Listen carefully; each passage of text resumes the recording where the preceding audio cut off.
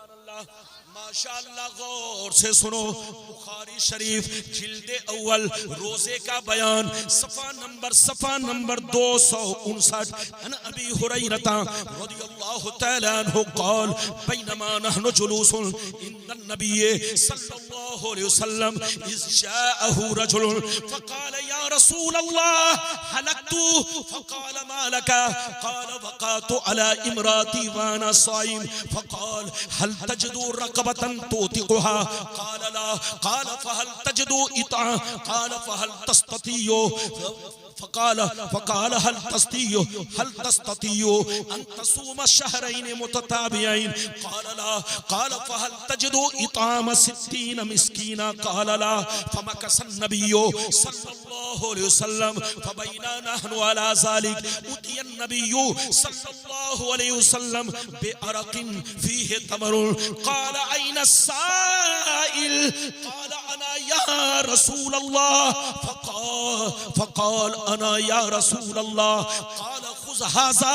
फ़तसद्दक़ बिही फ़क़ाल अर्रजुल अला अफ़क़र मिन्नी या रसूल अल्लाह फ़वल्लाह मा बैन लाबतैहा युरीदुल हर्रतैन अहलु बैति अफ़क़र मिन अहलि बैति फ़ज़हिक़ नबिय्यु सल्लल्लाहु अलैहि वसल्लम हत्ता बदत अनियाबुहु सुम्मा क़ाल अतीमुहु अहलका। जोर से बोल दो सुभान अल्लाह। बहुत शानदार हदीस सुनाई।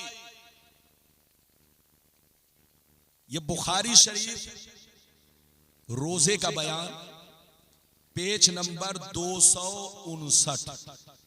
गलती साबित करने पर इधर देखिए, अगर इस हदीस को कोई गलत साबित करे तो 1 लाख नहीं सीधे 10 लाख का इनाम दिया जाएगा। लेकिन किसी की अम्मा ने दूध नहीं पिलाई है कि गलत साबित करे। उर्दू की किताब लेकर बोलना आसान है, लेकिन बुखारी की हदीस पूरे चैलेंज के साथ बोलना आसान नहीं है।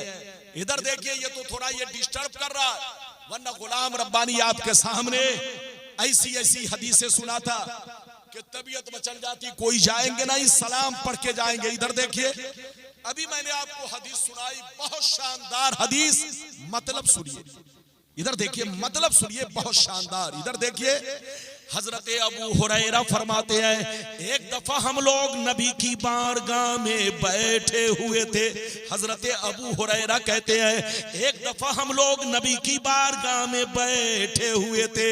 अचानक एक शख्स रोता हुआ हाजिर हुआ और नबी से कहने लगा, अल्लाह के नबी, मैं हलाक हो गया, मैं बर्बाद हो गया। अल्लाह के नबी, मैंने बहुत बड़ा गुनाह कर लिया है। क्या कहा? ये अल्लाह के, मैंने बहुत बड़ा गुनाह कर लिया, मैं हलाक हो गया। हलक तो मैं हलाक हो गया, बर्बाद हो गया। ये अल्लाह के नबी, हमें बचा लीजिए, मैंने बहुत बड़ा गुनाह कर लिया। बच्चे को बैठाइए, बेटा बैठ, जल्दी बैठ। ये मोबाइल आफत है, आफत। आजकल सुनता कोई नहीं। अल्लाह, कुछ दिनों के बाद स्कूल, कॉलेज, मदरसा, जलसा, सबकी अहमियत खत्म हो जाएगी। बच्चा मोबाइल सुनेगा नहीं, बस मोबाइल लेके।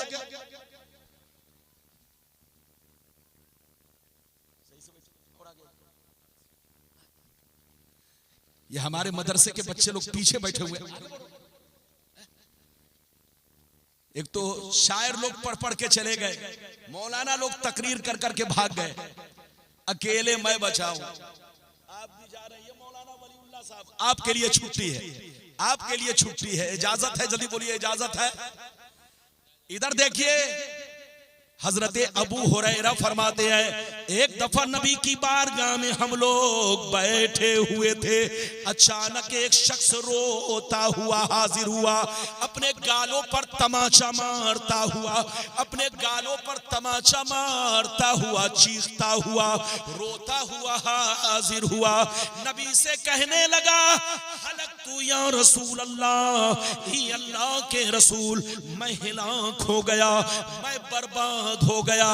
ही अल्लाह के रसूल मैंने बहुत बड़ा गुनाह कर लिया है। ए बाबू लोग थोड़ी देर और बैठिए, सही से बैठिए। माशाअल्लाह आप लोग बड़े अच्छे हैं। क्या कहा अल्लाह के रसूल मैंने बहुत बड़ा। नबी ने पूछा मालक, कितना बड़ा गुनाह किया, कौन सा गुनाह कर लिया? नबी ने पूछा मालक, तूने क्या किया है, कितना बड़ा गुनाह किया है? तो गौर से सुनिए। उन्होंने कहा अल्लाह के रसूल मैंने रोजे की हालत में अपनी बीवी से संबंध बना लिया है। मैंने रोजे की हालत में दिन में अपनी बीवी से सोहबत कर ली है, बीवी से संबंध बना लिया है। अल्लाह के रसूल मैंने रोजा तोड़ दिया, मुझसे गलती हो गई, अब मेरा गुनाह कैसे माफ होगा? जैसे नबी ने सुना सर झुका लिया।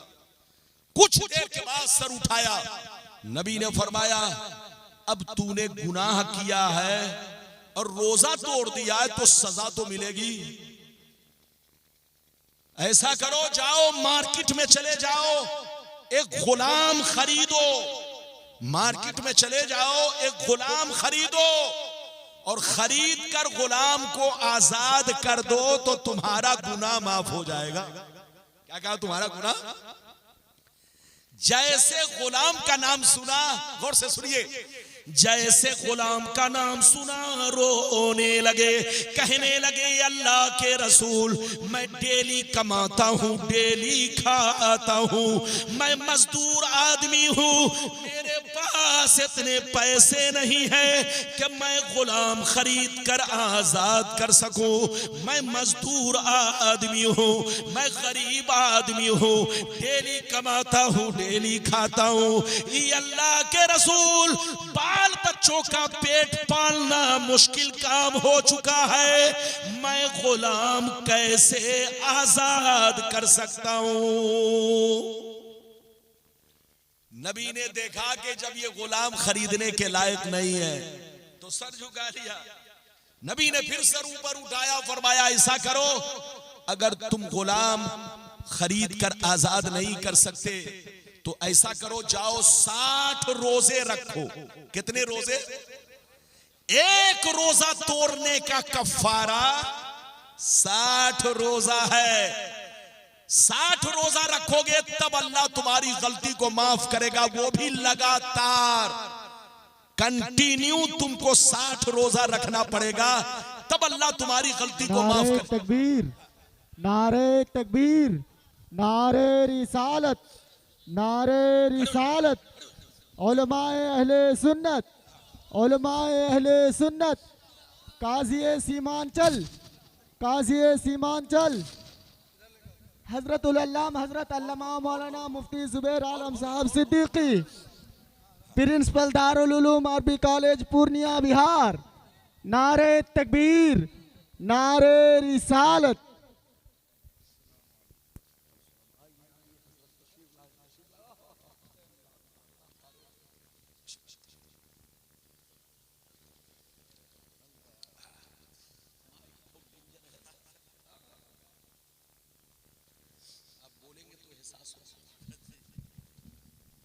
बैठिए, तशरीफ रखिए, तशरीफ रखिए, जल्दी बैठिए, जल्दी बैठिए। मैंने आपसे कहा था ना, आप देख रहे हैं माशाअल्लाह हमारी जमात के जबरदस्त आलिम दीन, मुफक्किर इस्लाम, फकीह ज़माना हजरत अल्लामा मौलाना अशाह मुफ्ती मोहम्मद जुबैर आलम साहब किबला, उस्ताद जामिया अरबिया पूर्णिया, माशाअल्लाह हजरत तशरीफ ला चुके। हजरत के चेहरे की जियारत कीजिए पूर्णिया वालों, आप फख्र करो, आपके पूर्णिया के अंदर हिंदुस्तान के बड़े बड़े आलिम पैदा हुए और आज भी हमारे पूर्णिया जिला में बड़े बड़े उलमा मौजूद हैं। उन्हीं बड़े आलिमों में से हजरत अल्लामा मौलाना शाह मुफ्ती मोहम्मद जुबैर आलम साहब किबला का आता है। आप जियारत कीजिए, मोहब्बत कीजिए और हजरत से दुआएं लीजिए और अपने इलाके के उलमा की कदर कीजिए, उलमा की कदर कीजिए। ये नहीं कि घर की मुर्गी दाल बराबर, ये आपको नहीं सोचना है। ये वो लोग हैं कि जिनके हजारों शागिर्द हिंदुस्तान में है और दीन के काम में मसरूफ है। तो बिल्कुल आप अदब से बैठे, होश में बैठे। मैं ये अर्ज कर रहा था, इधर देखिए, मैं ये अर्ज कर रहा था, वो सहाबी, इधर देखिए, मैं ये अर्ज कर रहा था, वो सहाबी, गरीब सहाबी रोने लगे, कहा ए अल्लाह के रसूल, जैसे हुजूर ने फरमाया कि ऐसा करो, जब गुलाम आजाद नहीं कर सकते तो ऐसा करो, जाओ 60 रोजे रखो। क्या कहा, जोर से बोलो, 60 रोजे रखो, तब तुम्हारा कफारा अदा होगा, तब तुम्हारी गलती माफ होगी, तब तुम्हारा गुनाह माफ होगा। जैसे 60 रोजे का नाम सुना, लड़खड़ा गए, कहने लगे या रसूल अल्लाह, रमजान का रोजा तो किसी तरह से मैं निभा रहा हूँ, लेकिन ये अल्लाह के रसूल, मैं मजदूर आदमी हूँ, डेली कमाता हूँ, डेली खाता हूँ, अगर 60 रोजे रखूंगा तो बाल बच्चों की रोजी रोटी का इंतजाम नहीं हो पाएगा। मैं जब रोजा रखूंगा तो कमा नहीं पाऊंगा, ये अल्लाह के रसूल, जब कमा नहीं पाऊंगा तो मेरे बाल बच्चे का पेट नहीं भर पाएगा। तो रमजान का रोजा तो मैं निभा रहा हूं, लेकिन ये 60 रोजे मैं नहीं रख सकता, मेरे पास इतनी ताकत नहीं। अल्लाह के रसूल ने जब इतना सुना तो फरमाया, ऐसा करो, तुम जब गुलाम भी आजाद नहीं कर सकते, 60 रोजे भी नहीं रख सकते, तो जाओ 60 गरीबों को खाना खिलाओ, तुम्हारा गुनाह माफ हो जाएगा। चाहे 60 को एक दिन बैठा के खिलाओ, 60 गरीबों को चाहे एक दिन बैठा के खिलाओ, एक दिन बैठा के खिलाओ, चाहे 60 मिस्कीनों को, एक मिस्कीन को 60 दिन तक खाना खिलाते रहो। इधर देखिए, खाना खिलाने का जहां जहां हुक्म है, इधर देखिए, खाना खिलाने का जहां जहां हुक्म है वो है भर पेट, और वो भी 2 वक्त का खाना खिलाने का हुक्म है, याद रखिए, और वो भी भर पेट। और अगर खाना नहीं खिलाना चाहते तो 2 किलो 45 निस्फ सा का मतलब 2 किलो 45 ग्राम हर रोजे के बदले उस गरीब को आप दीजिए। अब आप जोड़ लीजिए कितना, यानी 60 रोजे के बदले एक रोजे का बदला 2 किलो 45 ग्राम। तो अब आप हिसाब लगाइए कि 60 रोजे के बदले कितने किलो गेहूं देने पड़ेंगे, या बोलो कितना किलो गेहूं देना पड़ेगा। मेरे कहने का मतलब यह है, इधर देखिए कि अल्लाह के रसूल ने फरमाया कि जाओ 60 मिस्कीनों को खाना खिलाओ। अब मिस्कीन को खाना खिलाने की 2 सूरत है, या तो 60 मिस्कीनों को 2 वक्त का खाना एक दिन में आप पूरा कर लो, या एक मिस्कीन को 60 दिन तक लगातार खिलाओ, तो आपका कफारा अदा हो जाएगा। जैसे अल्लाह के रसूल ने कहा 60 मिस्कीनों को खाना खिलाओ, तो वो और रोने लगे, गौर से सुनिए, और ज़ारो कतार रोने लगे, कहने लगे अल्लाह के रसूल, बाल बच्चों का पेट पालना मुश्किल काम हो चुका है, मैं 60 मिस्कीनों को खाना कैसे खिला सकता हूँ। अल्लाह के रसूल, मेरे पास इतनी इस्तिताअत नहीं, इतनी ताकत नहीं कि मैं 60 मिस्कीनों को खाना खिला सकूं। जब अल्लाह के रसूल ने, इधर देखिए, उस गरीब सहाबी की तीनों बात सुन ली। तीनों बात क्या? गुलाम भी आजाद नहीं कर सकते, 60 रोजे भी नहीं रख सकते, 60 मिस्कीन को खाना भी नहीं खिला सकते। जब तीनों फरियाद आपने सुन ली, इधर देखिए, तो नबी ने कुछ लम्हा के लिए अपना सरे अनवर झुकाया और खामोश होकर नबी बैठे रहे। हजरत अबू हुरैरा कहते हैं, हम लोग भी उसी अंदाज में नबी की बारगाह में बैठे थे। अचानक नबी की बारगाह में एक टोकरा खजूर आया। इधर देखिए, बुखारी में है एक टोकरा और मुस्लिम शरीफ में है 2 टोकरा। एक टोकरे में कितना था? 15 सा खजूर था। 15 सा कितने का होता है आपको मालूम है? इधर देखिए, सा होता है 4 किलो 90 ग्राम का। 4 किलो 90 ग्राम का एक सा होता है। एक टोकरे में 15 सा था। बुखारी में है कि एक टोकरे में 15 सा, दूसरे और मुस्लिम में है कि 2 टोकरा खजूर। बुखारी में है कि एक टुकड़ा आया और मुस्लिम में है कि 2 टोकरा खजूर नबी की बारगाह में आया। इधर देखिए, अब आप अंदाजा लगा लीजिए कि कितने किलो खजूर थे। दोनों टोकरे में आप जोड़ लीजिए, 15 सा एक टोकरे में, 15 सा एक टोकरे में, एक साथ 4 किलो 90 ग्राम का हुआ। 90 ग्राम का एक सा 4 किलो 90 ग्राम का हुआ। नबी की बारगाह में 2 टोकरा खजूर आया। जैसे खजूर आया, नबी ने मुस्कुराकर पूछा, वो शख्स कहाँ है? वो शख्स कहाँ है जिसने रोजा तोड़ दिया है? जैसे आवाज पहुंची, उन्होंने कहा, लब्बैक या रसूल अल्लाह, ये अल्लाह के रसूल मैं हाजिर हूँ। नबी ने फरमाया, ऐ मेरे गुलाम इधर आ जा, ये दोनों टोकरा खजूर ले जा, मदीने के गरीब मिस्कीन मुसलमानों में तकसीम कर दो, तुम्हारा कफारा अदा हो जाएगा। क्या फरमाया? ये दोनों टोकरा खजूर ले जाओ, मदीने के गरीब मिस्कीन लोगों में तकसीम कर दो, खिला दो, तुम्हारा कफारा अदा हो जाएगा।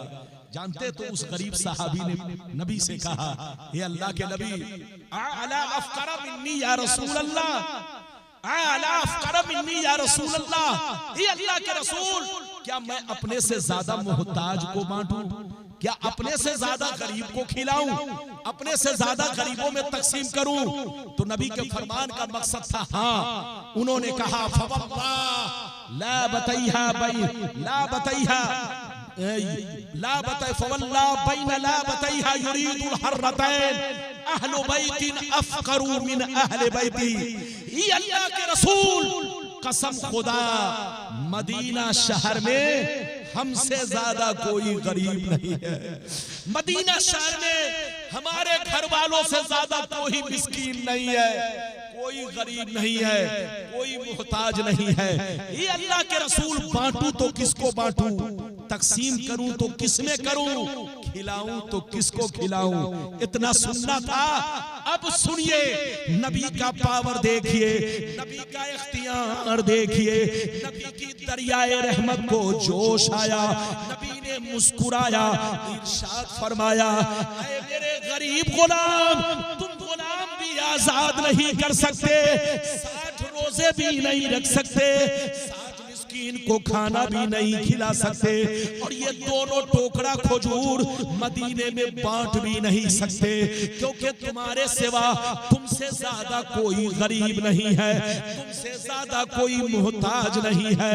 तो नबी की दरियाए रहमत को जोश आया। नबी ने फरमाया, ऐसा करो, जाओ इन दोनों टोकरा खजूर को अपने बच्चों को खिला दो, तुम्हारा कफारा अदा हो जाएगा। ये है नबी का पावर, ये है नबी का इख्तियार, ये है नबी की शान। क्या समझेगा बेईमान? इधर देखिए, आप अपनी ज़कात निकाल कर खुद खा जाए तो बोलो ज़कात अदा होगी। अरे जोर से बोलो। आप अपनी ज़कात निकाल कर खुद खाएं तो बोलो अदा होगी। आप अपना फितरा निकाल कर खुद खा जाए, बोलो फितरा अदा होगा। आप अपना सदका निकाल कर खुद खा जाए तो बोलो सदका अदा होगा। नहीं, इधर देखिए, आपको दूसरों को खिलाना पड़ेगा, और वो भी मुहताज गरीबों को खिलाना पड़ेगा। लेकिन नबी का पावर देखिए, सबके लिए अलग कानून और उनके लिए अलग कानून, आपके लिए, हमारे लिए, सबके लिए एक कानून, और उनको नबी ने अपने पावर से मुस्तस्ना कर दिया, उनके लिए जायज कर दिया। नबी ने फरमाया, जाओ, अगर तुमसे ज्यादा कोई गरीब नहीं है तो जाओ दोनों टोकरा खजूर अपने बच्चों को खिला दो, तुम्हारा कफारा अदा हो जाएगा, तुम्हारा गुनाह माफ हो जाएगा। ये है नबी का पावर। अल्लाह जब किसी को नबी बनाता है तो साहिब इख्तियार बनाता है, पावरफुल बनाता है। वो नबी हो ही नहीं सकता जिनके पास कोई इख्तियार न हो। इसलिए आपको ईमान अकीदा ये रखना है कि जो नबी होते हैं वो मासूम होते हैं, जो नबी होते हैं वो अल्लाह, इधर देखिए, जो नबी होते हैं वो तमाम छोटे बड़े गुनाहों से मासूम होते हैं, जो नबी होते हैं वो साहिबे इख्तियार होते हैं। अल्लाह उनको पावर दिया करता है। मैंने 3 वादा आपसे पूरा किया। हजरत तशरीफ ला चुके हैं, इसलिए अब मैं बहुत ज्यादा खींचना नहीं चाहता क्योंकि हजरत का वक्त जाय हो जाएगा। इसलिए जो बातें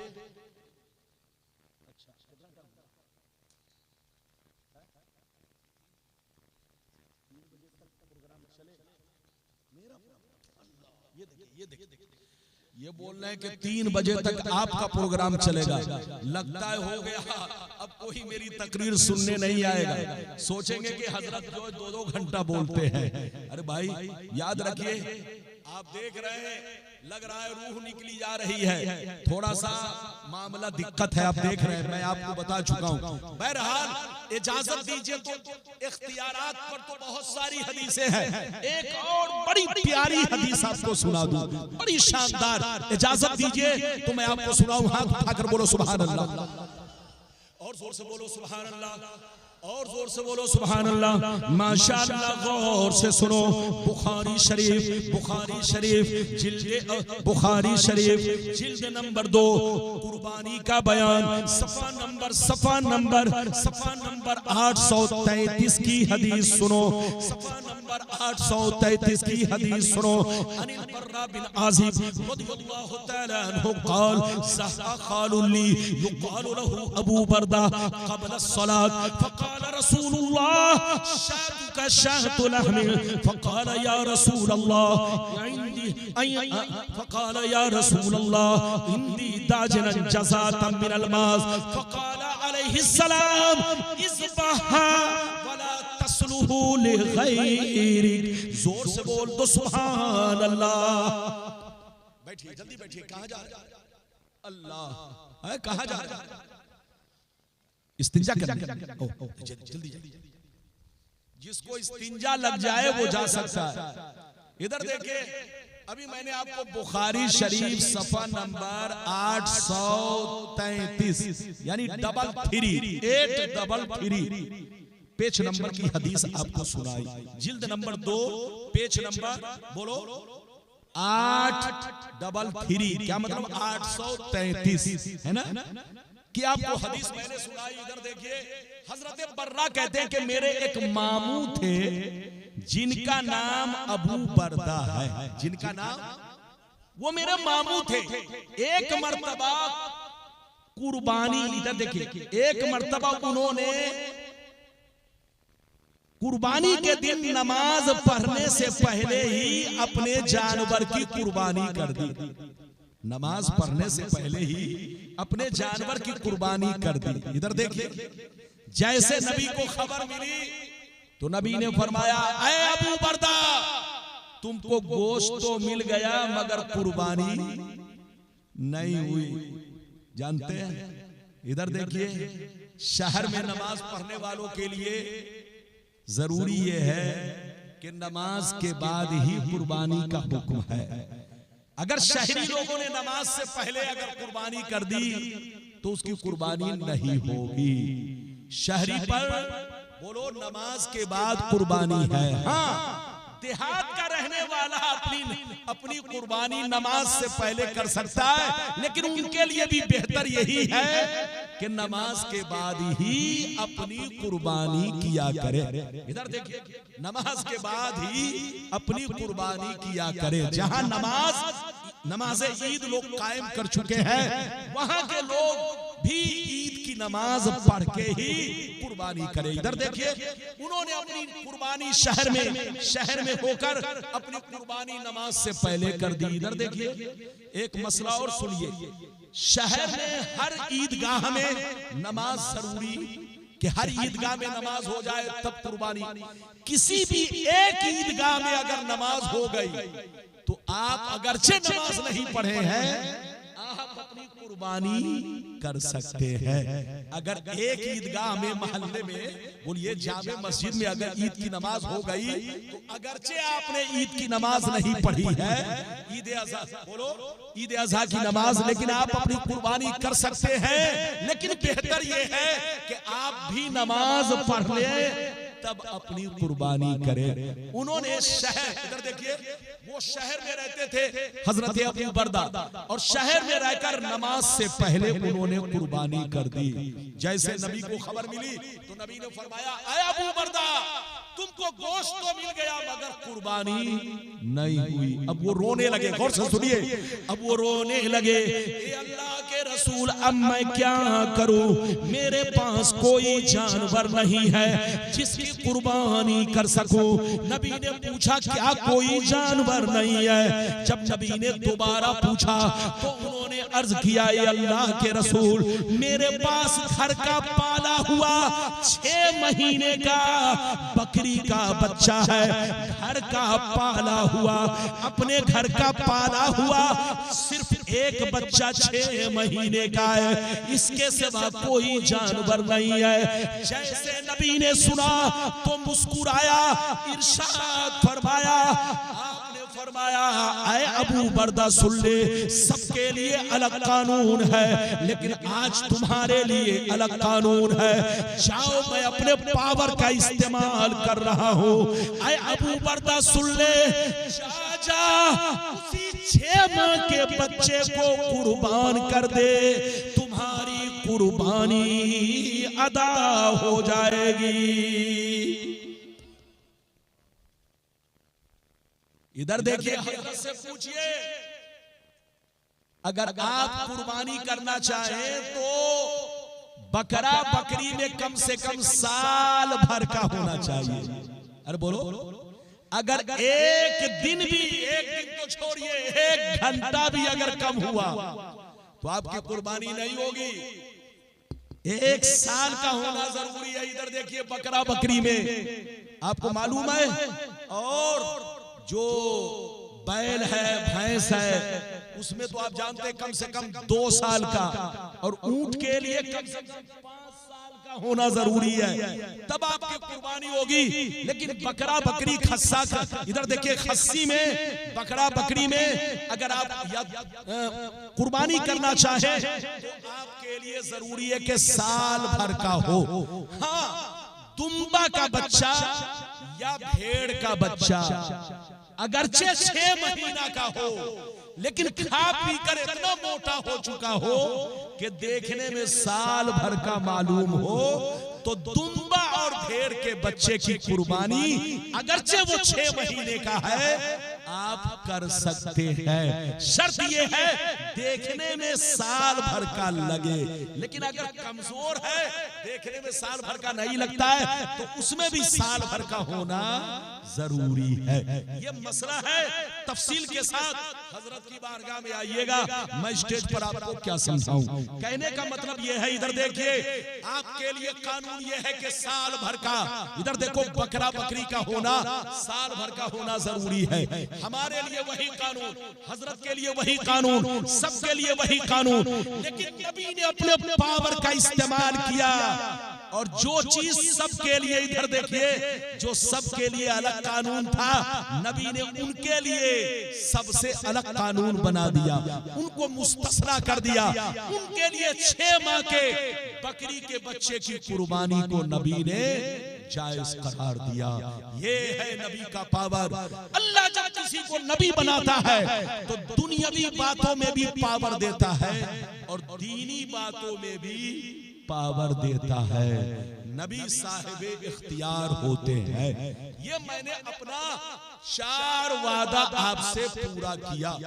अब 5वां वादा बच्चे ने कह दिया, वह तो मैं चाह रहा था जल्दी बोलूं, लेकिन अब कह दिया तो जल्दी जल्दी 2 वादा और पूरा कर दूं। इधर देखिए उम्मी, इधर देखिए अल्लाह ने कुरान में नबी को उम्मी कहा। उम्मी, उम्मी का मतलब क्या है? कुछ बेईमान लोग कहते हैं उम्मी का मतलब अनपढ़।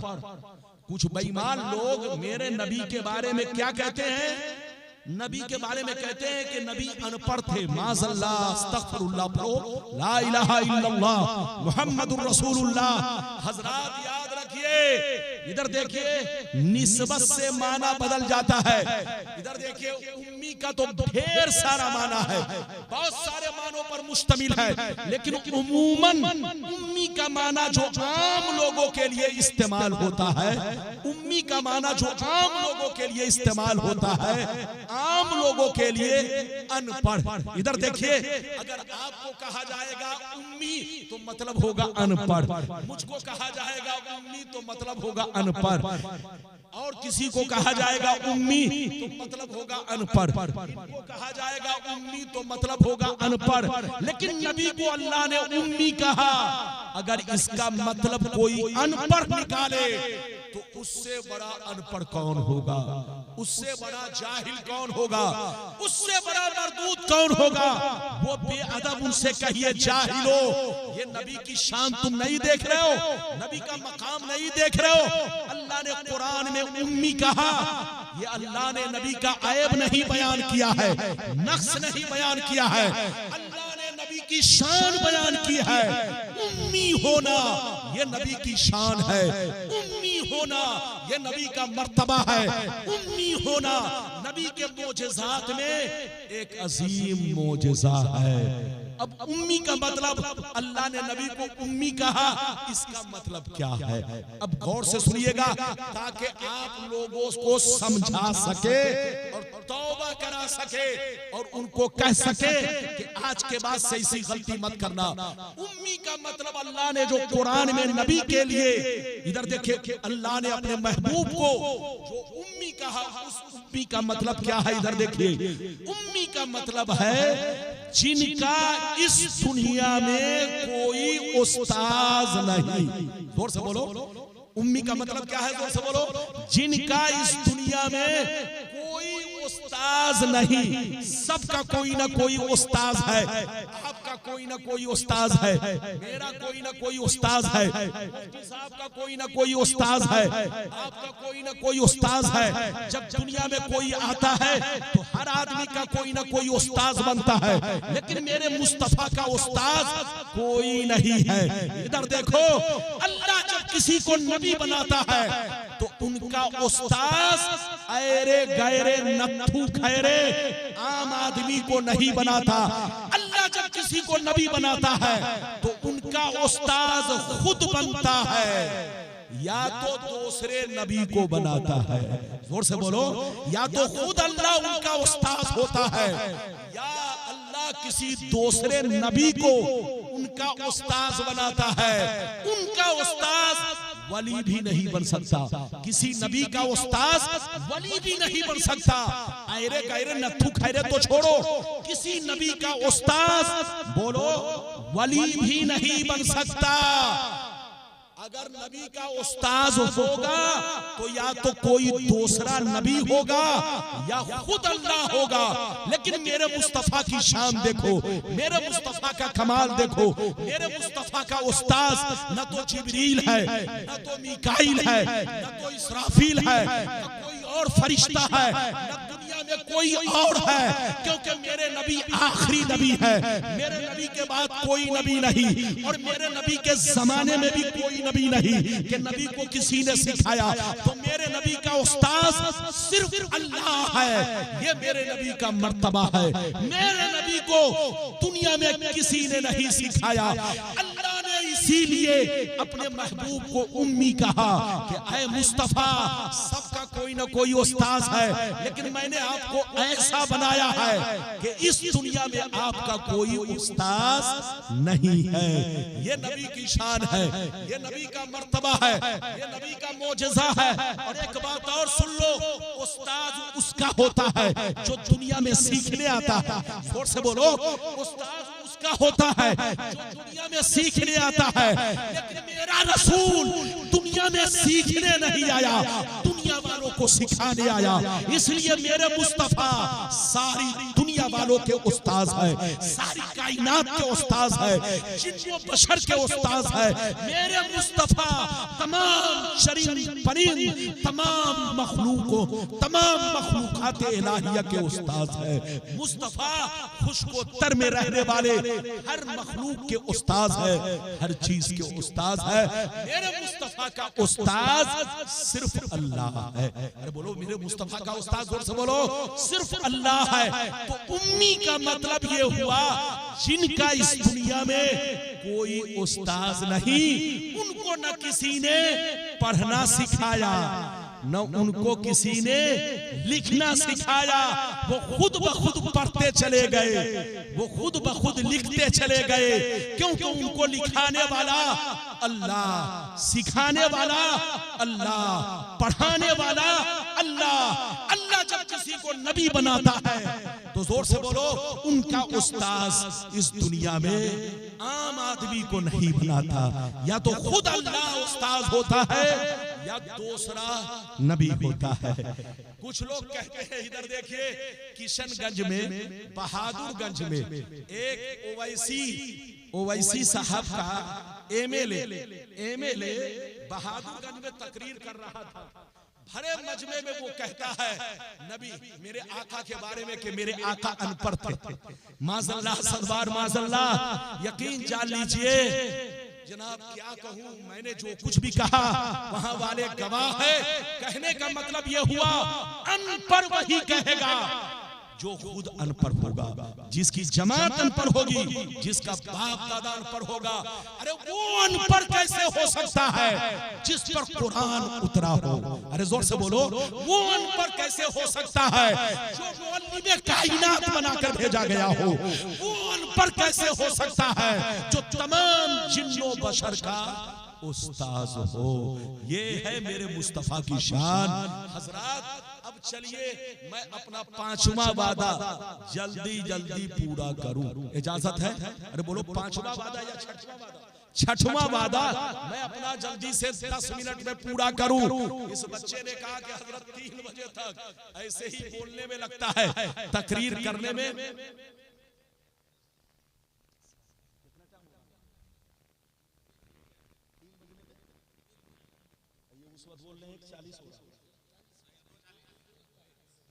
ये देख, मैं तो घबरा गया। हाँ, तो अब चलिए, अब जो भी बाकी रहा फिर कभी आऊंगा तो इंशाअल्लाह बताऊंगा। चूंकि देख ही रहे, जब सारी दुनिया सो गई तब मेरा नंबर आया और हजरत का नंबर आया। अब हजरत का खिताब सुनिए। मैं अपना वादा कुछ छोड़ के जा रहा हूं, फिर कभी आऊंगा, आपने साथ दिया तो इंशाअल्लाह जम के खिताब होगा। अल्लाह आपको सलामत रखे, अल्लाह आपको आबाद रखे। जहां रहिए मुसलमान बनकर रहिए, जहां रहिए नमाज की पाबंदी कीजिए, जहां रहिए माँ बाप की कदर करते रहिए, जहां रहिए अपनी औरतों को बाहया बना के रखिए, बेहया नहीं। 2 चीजें बुराइयों की जड़ है, जोर से बोलो, 2 चीजें बुराइयों की जड़ है।